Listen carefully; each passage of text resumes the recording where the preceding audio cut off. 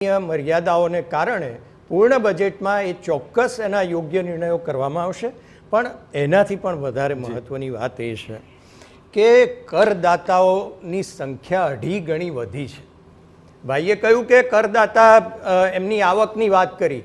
હવે આવક એમની ના વધી હોય તો કરદાતાની સંખ્યા 2.5 ગણી કેવી રીતે વધે?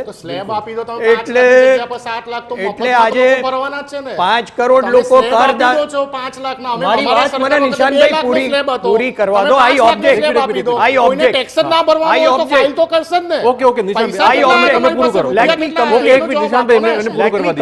તમારી પાસે કોઈ આંકડા જ રજૂ કરીએ છીએ અમે. ઠોસ આંકડા છે કે કરદાતાઓની સંખ્યામાં 2.5 ગણો વધારો થયો છે. એ શું સૂચવે છે? એક મિનિટ, એ શું સૂચવે છે? મને મારી વાત પૂરી કરી દો. બોલો, વાત પૂરી કરવા દો પહેલા. બીજી વાત કે 10 વર્ષમાં ભારતની ટેક્સની આવક 3 ગણી થઈ છે.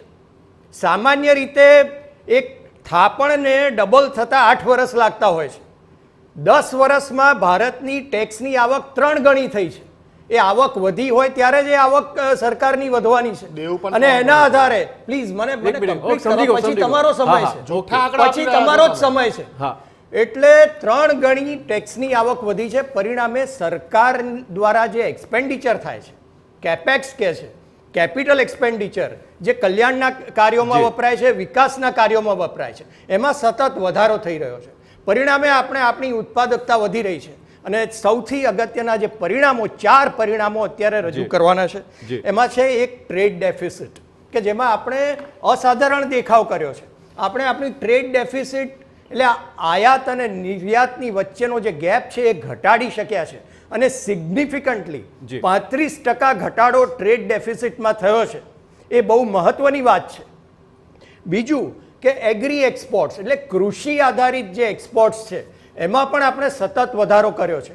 અને કોવિડ સમયમાં સમગ્ર વિશ્વને જે ભારતીય વનસ્પતિ અને કૃષિ આધારિત જે પ્રોડક્ટ્સ હતી એનું જે પ્રમાણે એક્સપોર્ટ થયું છે, એ મોમેન્ટમ અત્યારે જળવાયું છે, અને કૃષિની દિશામાં આપણે ખૂબ જ આગળ વધી રહ્યા છીએ. ત્રીજી વાત કે એનર્જી સેક્ટરમાં ખૂબ મહત્ત્વના આપણે દિશા સૂચન કરતા ફેરફારો કર્યા છે, કે જેવી રીતે વૈકલ્પિક ઉર્જા, જેના લીધે આપણું ઇમ્પોર્ટ બિલ ઓછું થવાનું છે, એ વાતને આગળ પ્રોત્સાહન આપવામાં આવ્યું છે.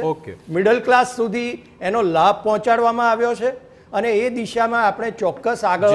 હવે નિશાંતભાઈ, ચિરાગભાઈ, પહેલા તો બીજેપીના પ્રવક્તાએ જે સ્થિરતાની વાત કરી, અરે ભાઈ સ્થિરતા નહીં, પ્રજા જે છે ને મધ્યમ વર્ગ, ખાસ કરીને ભારત દેશમાં 70%થી વધુ મધ્યમ વર્ગ અને ગરીબો વસે છે, એમને સહાયતા આપવાની વાત કરવાની હોય. તમે ઇન્ટ્રીમ બજેટના નામે એવું કહો છો કે અમે આવતી સરકારમાં પૂર્ણ બજેટ લાવીશું. અરે 2024માં તમારી સરકાર રહેશે કે નહીં નક્કી કરવાવાળા તમે કોણ છો? તમે કૃષિની વાત કરો છો, તમે ખેડૂતોની વાત કરો છો. આ રિપોર્ટ જોઈ લો. દર 1 કલાકે ભારત દેશમાં 1 થી વધુ કિસાન, ખેડૂતની આત્મહત્યા કરી રહ્યો છે.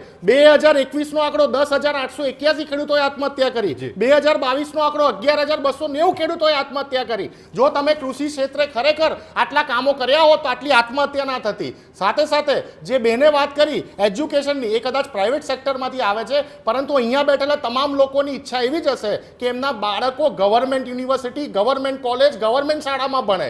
ભારત દેશમાં છેલ્લા 5 વર્ષમાં 120 જેટલી પ્રાઇવેટ યુનિવર્સિટીઓનું નિર્માણ કરી દેવામાં આવ્યું. ફોર્ચ્યુન 500માં શરમજનક વાત કહેવાય કે આજે પણ છેલ્લા 9.5 વર્ષના મોદી સરકારના કાર્યકાળમાં ફોર્ચ્યુન 500 યુનિવર્સિટીમાં દુનિયાની ભારત દેશની એક પણ યુનિવર્સિટી નથી આવતી. ફોર્ચ્યુન 500માં જે આઈઆઈટી અને આઈઆઈએમ આવે છે એ કોંગ્રેસ શાસિત, કોંગ્રેસના સરકારમાં બનેલી વાતો છે. તમે કયું તમે પ્રાઇવેટાઇઝેશન કરીને અહીંયા આપણા સીએ સાહેબ બેઠા છે.